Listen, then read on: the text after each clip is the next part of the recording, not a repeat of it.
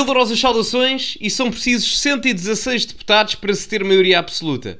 Portanto, meus amigos, metam like para conseguirmos chegar aos 116 likes da forma mais rápida possível. Não tiramos o PS do governo, pelo menos por agora, mas quiçá no futuro. Portanto, metam like no vídeo e subscrevam o canal caso ainda não o tenham feito. Saiu nova sondagem, neste caso em concreto da Intercampos, se não estou em erro, e portanto, resultados não muito animadores, tendo em conta que a esquerda está a ganhar terreno relativamente à direita e o PS agregadamente pode estar quase muito perto de uma maioria parlamentar. Bom, vamos então analisar os gráficos e o que nós temos aqui em termos de primeira análise é que o Partido Socialista volta ao primeiro lugar com 25%. Eu recordo que a semana passada, numa sondagem do jornal Sol, tinha saído que o PSD e o CDS coligados, logo no dia a seguir a anunciarem a coligação da AD, saiu uma sondagem poucas horas depois, trabalha-se rápido aquela redação, em que o PSD e o CDS tinham 38% dos votos. Parece que em uma semana perderam 15 pontos percentuais. Atenção, eu não tenho nada contra os partidos em que... Ou melhor, tenho, ideologicamente, mas esta crítica não é pelos partidos em si. É só mesmo pela má propagação da propaganda. É porque se querem fazer propaganda política, ou engenharia social, se quiserem assim chamar, há melhores formas do que publicar uma sondagem poucas horas depois de anunciarem uma coligação. Muito honestamente. É que nesta perdem 15 pontos percentuais relativamente à última. O PS volta ao primeiro lugar, como em quase todas as sondagens que têm vindo a público. O Chega com 12%, dentro do seu range, que eu desde há muito tempo digo que é o expectável, ou seja, entre os 11% e os 15%, embora tenha que ser honesto também e dizer que na sondagem que sucedeu logo a seguir à queda do governo, o Chega teve 18%, também dado a conjuntura que se previa, mas é possível ver talvez um declínio do Chega, factualmente falando, é a realidade, não podemos estar aqui a contradizer a matemática, mas o Chega tem vindo a cair na sondagem comparativamente ao crescimento que teve inicialmente, ou seja, cresceu muito com a primeira sondagem, de 7% que teve em 2022 para a primeira sondagem no pós-queda de governo de 18%, mas a seguir tem vindo a decair um pouco. Bem sabemos que são sondagens, valem o que valem, mas é sempre importante denotar estes factos para futuras análises a nível partidário. O Bloco de Esquerda em crescente, 9%, é o partido que mais cresce a par do Chega, percentualmente. Teria que ver em termos decimais, sei que o Chega tem 11,6% e o Bloco de Esquerda tem 9, qualquer coisa, portanto teria que ver qual dos dois mais cresce. Em termos proporcionais é o Bloco de Esquerda, ok? Porque parte de uma base mais baixa, mais do que duplica percentualmente a sua atual percentagem a nível parlamentar, e o Iniciativa Liberal passa para quinto lugar, passando atrás do Bloco de Esquerda. É até triste de ver isto da Iniciativa Liberal, no sentido em que a Iniciativa Liberal já teve sondagens na altura em que João Coutinho Figueiredo abandonou a liderança da Iniciativa Liberal, em que a Iniciativa Liberal estava muito próxima do Chega, em terceiro lugar, quase, não é? E atenção, não digo isto no sentido em que eu quero que a IEL ultrapasse o Chega, não é essa a questão, mas é no sentido em que eu vejo a Iniciativa Liberal a ser ultrapassada pelo Bloco de Esquerda, e como devem imaginar, entre um e outro eu tenho uma clara preferência, não é? E eu acho que isto se deve à fraca liderança de Rui Rocha, e isto vai ter uma repercussão ainda maior a nível eleitoral no dia 10 de março. Depois entramos aqui na Liga dos Últimos, CDU, PAN e LIVRE com 3%. Não há muito aqui a dizer, é dentro dos resultados normais, varia um bocado depois na dispersão dos votos que cada partido tem a nível regional, mas já vamos analisar isto. Quanto ao número de deputados, o que nós temos nesta sondagem é o PSD, aliás, eu peço imensa desculpa, já na outra me tinha trocado, mas o PS é que está em primeiro com 78. Eu não sei porquê, mas acho que estou com um problema no download, porque quem está em primeiro, quem devia estar ali a cor-de-rosa é o PS, ok? Quem está em primeiro lugar é o Partido Socialista com 78 deputados e o PSD está em segundo com 74. Bem, sei que a diferença não é abismal, mas tenho que ver o que é que se passa, porque isto às vezes aqui não sei se é do Streamlabs. Mas enfim, PS em primeiro com 78 deputados, PSD em segundo com 74, muito próximos, mas diz-nos também que o PSD com 74 deputados está a perder deputados relativamente ao que tem agora, mesmo coligado com o CDS. Ou seja, o PSD agregado com mais um partido ainda consegue perder votos.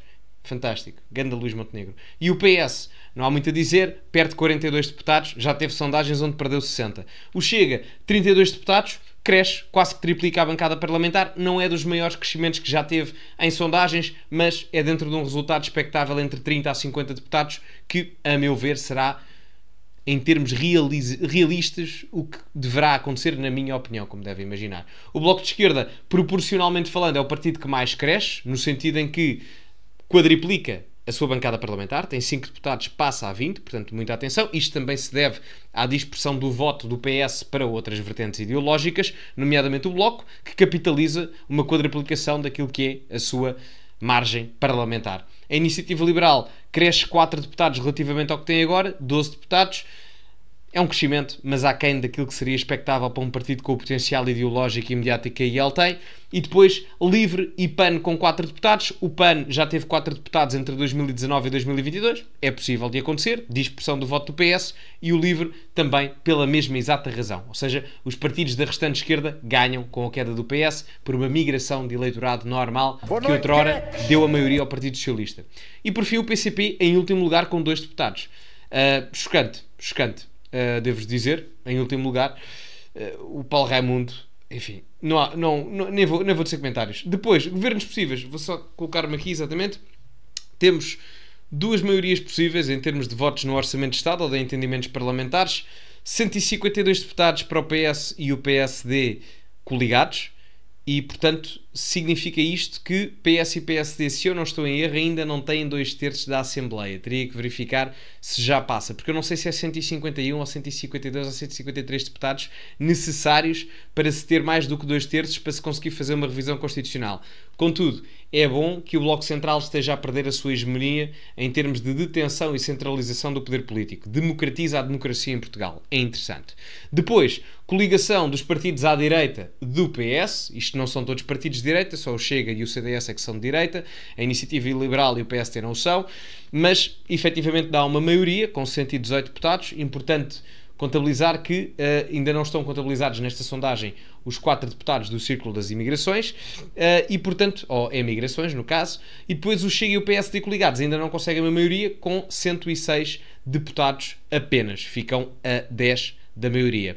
O PS mais a esquerda toda, é o mesmo que dizer a esquerda toda junta, tem 108 deputados, portanto, cada vez se aproximam mais da maioria. Portanto, eu bem sei que as pessoas podem dizer mas a direita toda junta, ou o espaço à direita do PS, ainda tem maioria. Ainda a questão é essa, porque se eu for, e por isso é que o título desta sondagem é este, PS muito perto da maioria, porque na primeira sondagem que saiu logo após a queda do governo, o PS estava, mais a esquerda toda, estavam a milhas da maioria, muito mais longe do que 108 deputados. E tem vindo a existir uma recuperação, principalmente por parte do PS, e até do próprio Bloco de Esquerda, para aquilo que é uma maioria à esquerda. Portanto, o panorama está a mudar e diz-nos que os portugueses têm memória curta, esquecem-se muito rápido. Por fim, o governo mais improvável em termos de entendimento, que é PSD, Iniciativa Liberal e CDS, com 86 deputados. Nunca na vida isto passa um orçamento de Estado sem um voto favorável do Chega ou do PS. Estes 3 partidos, depois, querendo governar, teriam que escolher com quem é que querem governar. Com o PS, e vai dar ao mesmo, ou experimentam algo novo com o Chega.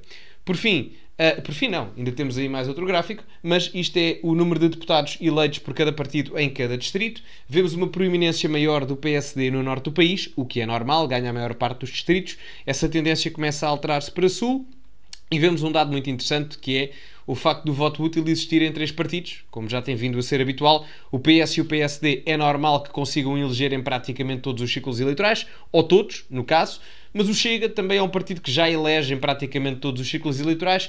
Se não me falha aqui a visão, só à exceção de Porto Alegre, Bragança e Guarda, o Chega elege nos outros 17 círculos eleitorais elegíveis para votar.